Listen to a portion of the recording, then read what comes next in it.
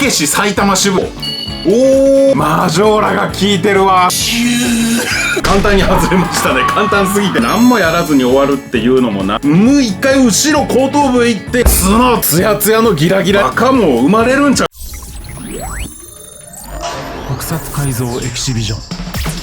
さあこんにちは、パウチでございます。今日も改造していきますよ。今回のターゲットはまたまたイートライダーシリーズ大好評でございます。イートライダーシリーズがね、ようやく波に乗り始めたというところでしょうか。で、今回ガブちゃんに食べていただくレジェンドライダーごちそうは、はいドドン、響さん。いや、響さんはね、本当に魅力的な人ですからね。鬼であり人でありというね、いや魅力的な人物。僕はもう響さん大好きで、こういうものとかこういうものとかね、いろいろ響さんグッズありますけど、今回これに使うメインのアイテムは20秒ぐらい経ったらわかると思います。チャンネル登録まだの方今すぐポチッとお願いします。ワンネッサ響さんでイートライダーやるならこんな感じやなっていうイメージはずっとしてたから、いよいよできるようになって本当に嬉しい。やっぱ響さん特別やからね。仮面ライダーっていうか鬼、最後まで見てね。さあ少し引っ張らせていただいてね、発表しましょう。これに使うメインアイテム、初代変身音叉音角、でっかいやつね。これ実はレイズバックルです。一昨年かな、これ作ったやつね。でもう壊れちゃってもういいやっていうのでそのままにして置いといたんですが、これ見事に使えるんじゃないのと思ってね、今回やっていきたいと思います。じゃあまずこれを分解しましょう。まずレイズバックル、簡単に外れましたね。簡単すぎてちょっと悲しいというね。で、今ここのスピーカーの線が切れちゃってるので直さないと音は鳴らないんですけど、一応基板は生きてます。とりあえずメインアイテムはこれでいくと。渦政でやってる夏祭り、響さんが太鼓叩くやつ、あれも盛大に行われるんじゃないかなと思ってね。いや、夏のマカモンは危険ですからね。ここはね、もうこういうことはできなくていいわ。このまま開いた状態でいいわ。分解の続きやっていこう。で、これをガブちゃんのこの辺にこういう感じで当てるつもりなんですよ。だから、ここの棒の部分は多分いらないですね。改造スタート。今ね、ここを切る作業をやってます。どう？わかりやすい。こんなもんでスッキリしましたね。もう一回合わせてみる。いやー、やっぱ分厚いよな。どうしよう。この辺も全部一回削ってみようか。っていうか、ここいらんか。ここいらんのかな。あ、いらんすね。ここいらんすね。いらんところはバスバス切っちゃおう。いいですね。かわいい。いいですね。あれこれそういえば今気づいたけど、ここ耳穴開け忘れてる。ちょっと今開けましょう。これは最初取っかかりだけね、ビスの通り道じゃないけど、ドライバーの通り道をハンダゴティングで開けとけばね、ここグイーッと入ってくれるから、ちょっとだけね。っていうか、あれか、これこのまま突っ込めば開くかな、穴。なんか開きそうな気がする。こうズボズボズボってやると、白煙黙々に立ち上がるんだけど、すごい音するな。絶対に体に悪い。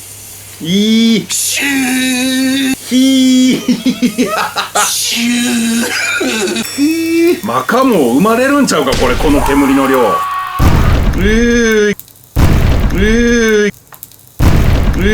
いきました。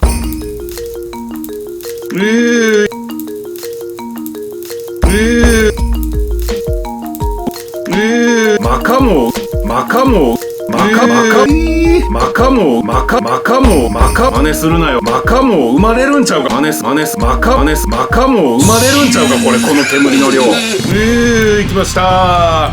ちょっとこれまずい。窓開ける。すごい真っ黒になっちゃってひどいね。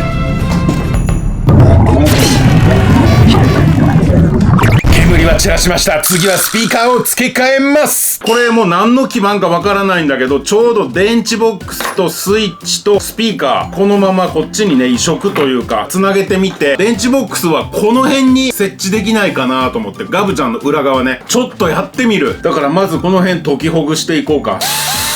こういうのもやってみてあかんかったらしゃあないねんけど、何もやらずに終わるっていうのもなーっていうね。これは何ですか。何これ、外しちゃっていいの。あ、なんか抵抗がついてんな。電池ボックスからはもう外しちゃっていいです、こうやってね。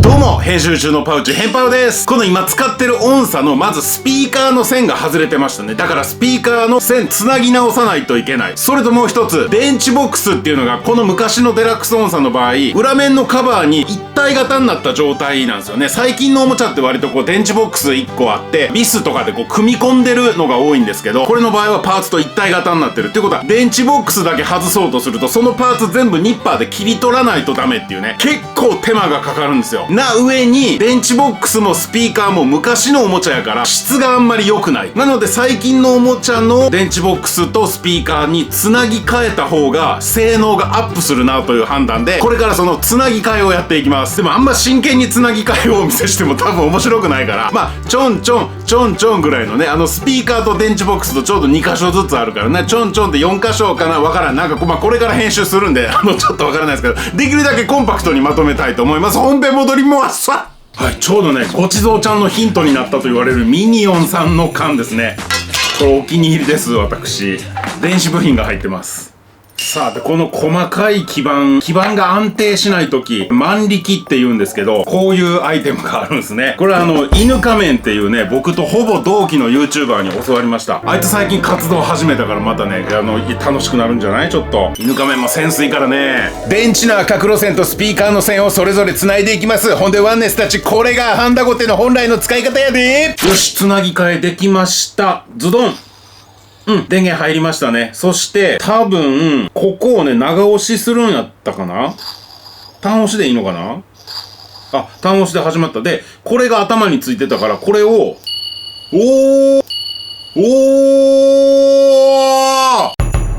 で、これをもう一回、やっ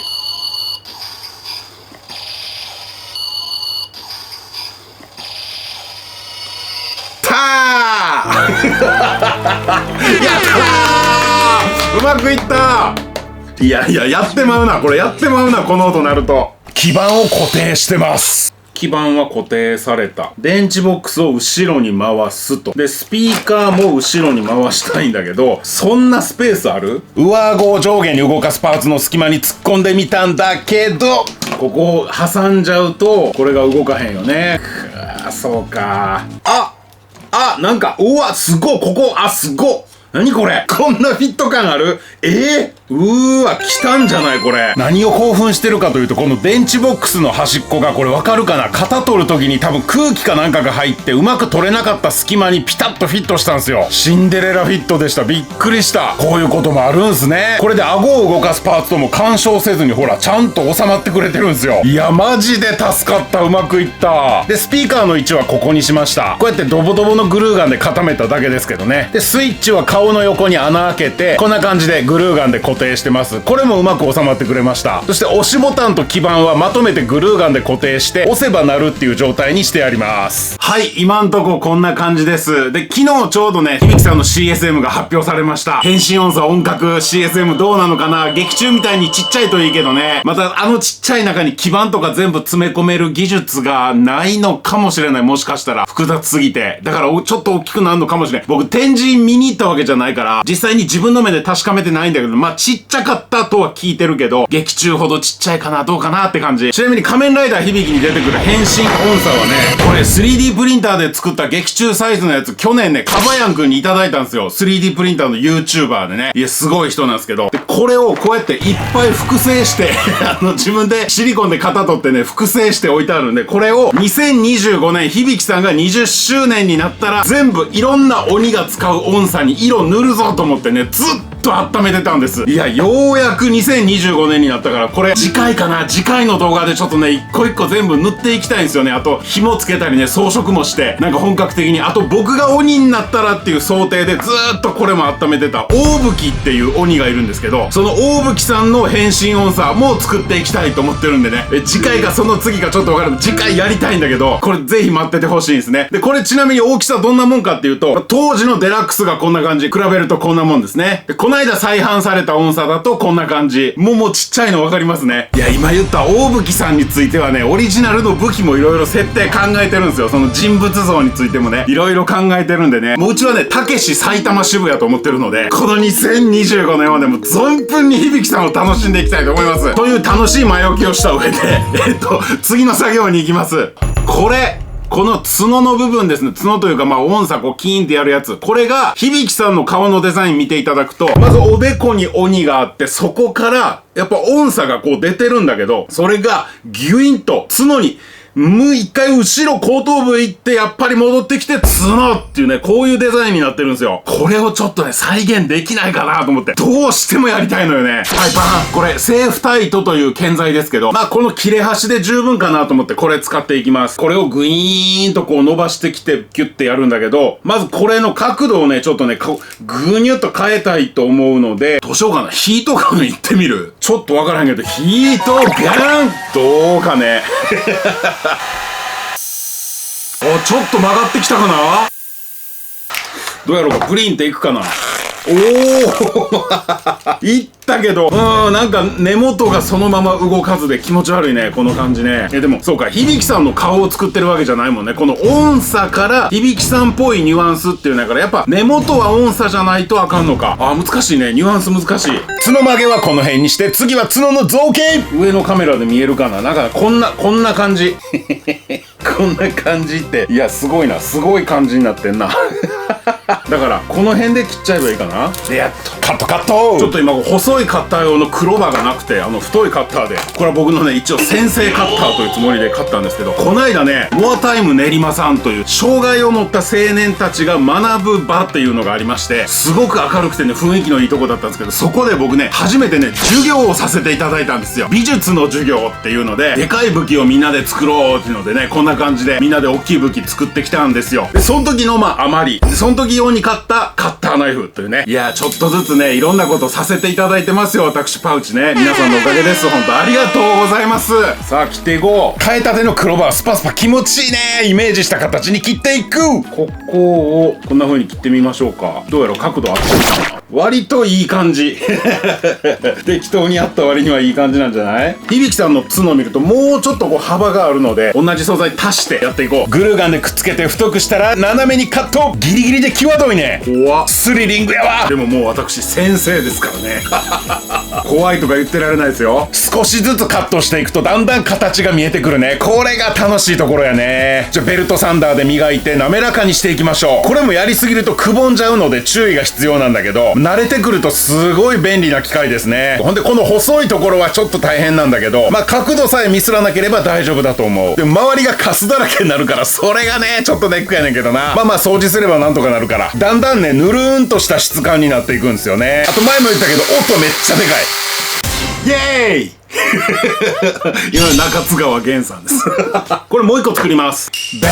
はい、二つできました。ここに、ベン。下地として造形ベース。こんな感じでビヤーっと塗って、ちょっとこっち濡れてないですけど、だいたいこんな感じでしっかりと塗って、で、乾かして、また塗って、乾かして、塗ってっていうので、3、4回行った方がいいのかな。1回だと確実に意味がないので、それはわかります。僕でもわかります。それで何回か塗って、続きの作業はまた明日ですね。造形ベース2回塗りしたんだけど、なんかボコボコになっちゃって汚くなったので、もう1回削り直して整えて、マルチ密着プライマーを2回吹きました。なかなか難しいもんやね。さあ、いよいよ塗料の出番です。そうです、マジョーラです。でもその前にシルバー下地、全体をシルバーにします。そしていよいよマジョーラ拭いていきましょうって張り切って吹き出したんですけどね。いや、全然色が乗っていかないんですよね。で、変更塗料ってちょっと特別やから、もともとメタリックブルーとかメタリックパープルの上に吹くもんなのかなと思って、このままなんぼ吹いててもラチあかんなと思ったんで、ちょっと一回ね、下地変更でね、メタリックパープルを吹きました。わーっと紫にしてます。でもこれだとやっぱりね、響さんっぽさは全くないですね。でも紫のガブを見る機会もあんまりないでしょうから、これしっかり見といてくださいね。そして下地の紫ができたところで、もう一回マジョーラ行きましょう。これ大体いつも通りの感じに薄めて拭いてるんですけど、輝きが全然ないなと思って、もうちょっとだけ薄めて拭き始めました。でもこれでもまだやっぱりね、あんま綺麗じゃないねんなと思って、もっと薄めんのってなんか不安になりながらも、さらに薄めて拭き出したら、ようやく色が乗ってきました。ツヤツヤのギラギラになり始めましたね。いやー、焦った。びっくりした。これ結構ね、前もう2年前か3年前に買ってずっと置いてあったやつなんで、古くなってあかんのかなと思ってね、不安になりましたけど、いや、よかったよかった。結構ギラついてくれてます。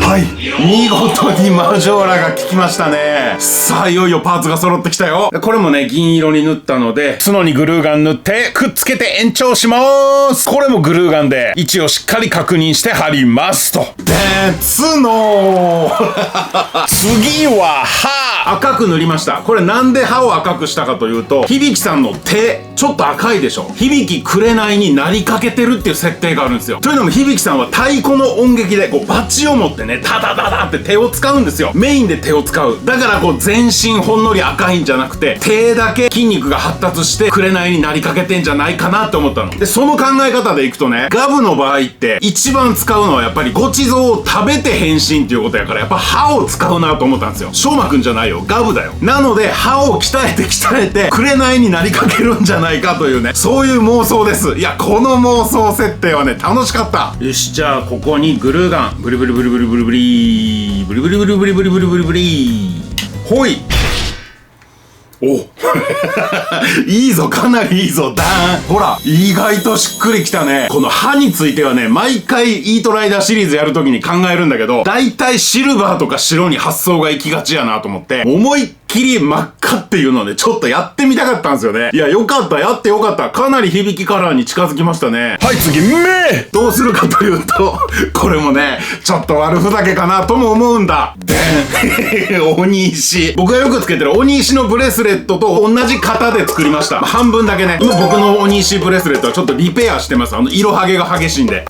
ちょっと奇抜なことをしたい。人目を引きたい。展示会もあるからね、もうすぐ来月。だからそれで、みんなに笑ってもらいたいなって、人笑い欲しいっていうね、やっぱこれお笑い好きとしてはね、そういう発想に至ってしまうわけですよ。あとこの歯の間は、また銀ペンで塗っときましょうかね。はい、歯の隙間、シルバー入りましたね。この目違うかなちょっと違う気がしてきたな。一回剥がそうか。だとしたらこの鬼石はどこに貼る？耳だと穴塞いじゃうよね。あ、ほっぺたかな。ピアスみたいにこうするか。ちょっと面白いかな。目はね、やっぱ違う気がしたな。わかった。ちょっとね、フォトショップで作ってみる。ホイクレストを UV レジン塗って、細い棒で端っこまで広げて、ライト1分目にグルーガン塗って貼り付ける。まあ割といいんじゃないかな。まとまった気はする。可愛いんじゃない？で、さっき使わなかった鬼石にはこういうちっちゃい金具をグリグリグリとねじ込んで、細いボールチェーンを通して、これを耳に通してくっつけると、バーン！ピアス！はい、ピアスと目がつきまして、響ごちそうを食ったガブ、完成でーす！うおー！なかなかいかつい感じになりましたね。ほんでこのマジョーラがやっぱり、マジョーラが効いてるわ。すごいわ。この辺。すごい。ついにマジョーラ使いました。マジョーラをね、響き関連に思いっきり使いたいなと思ってたので、これは嬉しい。もうすっきりした。で、この変身音さ、まだちゃんと鳴らしてなかったね。見えるかな？ここにボタンがあるんですけど、これを押すと変身待機音ですね。で、もう一回押す必要があるんだけど、はい。こんな感じで、響さん変身もできますよ、というね。でも変身、どうなんやろな。変身音鳴るようにしたけど、僕が鳴らしたかっただけかな。あんまりガブには、その響さんの変身音が鳴るっていうのは、あんまりないかな。でもこれね、実はね、ここをヒートガンで温めてグニャーって曲げたんだけど、その時に、この中にあった振動センサーもちょっと曲がっちゃって、効かなくなったんですよ。だから、ここにね、わかるかな？スイッチついてるんですよ。で、その振動センサーやめて、スイッチにつなぎ替えて、このスイッチを、わかるかな？こうやって押すと音が鳴るっていう風に変えました。だからこっちをこうやって弾いても音鳴らないってね、こっち弾いて初めて音が鳴るっていう、そういう仕様変更を一部しました。あとはまあ最後にね、このピアス、目につけてたやつ。ほんとこれ目やめてよかったな。判断は本当正しかったと思う。危なかったわ。おかげでね、車輪ガンみたいになってね、響さんも炎を使うでしょ？うち一族も炎を使うから、目に紋章が宿るというか浮かび上がるっていうのは相性がいいんじゃないかなと思ってますけど、どうですか？あとは展示会までに響ごちそうが手に入れば一緒に飾りたいなと思います。さて動画はこんな感じなんですけど、今日からエンディングが変わります。今回の動画も良かったっすか？グッドボタンとチャンネル登録で僕パウチを応援してください。いや僕はね、動画を最後まで見てくれたあなたが大好きなんですよ。作るって楽しいをもっともっと広めていくためには、ファンの皆さんワンネスたちの力が必要です。自分の好きなものを作って楽しむ、これがやっぱり幸せなんですよ。作るって楽しい。